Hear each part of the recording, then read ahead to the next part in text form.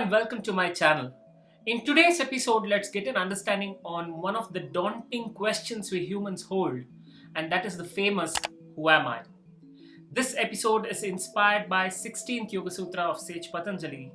Without any further delay, let's get started. The 16th Yoga Sutra is Tat Param Purusha Khyate Guna Vaitrishnam, which means the supreme non-attachment arises from the experience or realization of the true self.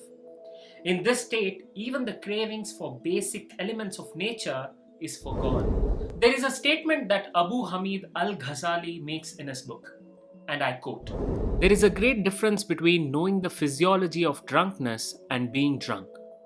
Similarly, there is a great difference between knowing the nature of and the cause of a mystical experience." End quote. So to master the cravings, to let go and embrace the deep experience of renunciation is only and only possible through experience, and especially by your experience. Well. I don't know if it is possible to renunciate everything and live a life. But what I do know is we live this life for something. And that something is mostly happiness. And this aspect called happiness is said to be a state of mind.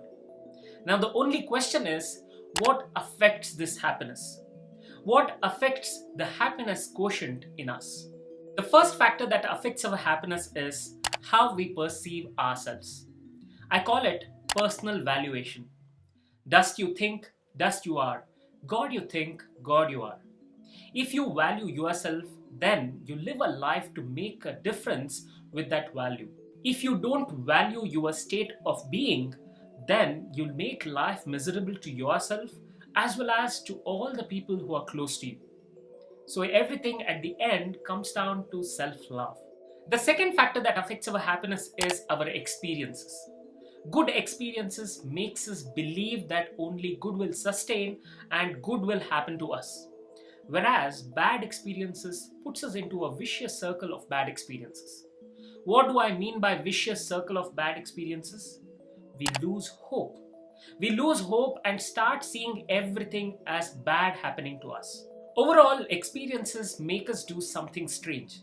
They give us a reference to act in life. It is like a chain reaction of reference that we first hold in our minds. You can check this video to understand the referential frames of mind and get a perspective on this subject. So therefore, our perception about ourselves on one side, our experiences in life on other side. These two factors play with our lives. We repeatedly tag ourselves with these two aspects of life. In other words, we keep answering the question, who am I with it? We keep defining ourselves as to who we are. So, who you are is a question that can only be answered by you and only by you.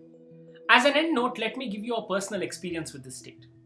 When you define yourself with your true identity, life becomes simple to you. You experience a strange equilibrium. As they say, it is truly stranger than a fiction. Everything works for you in this state.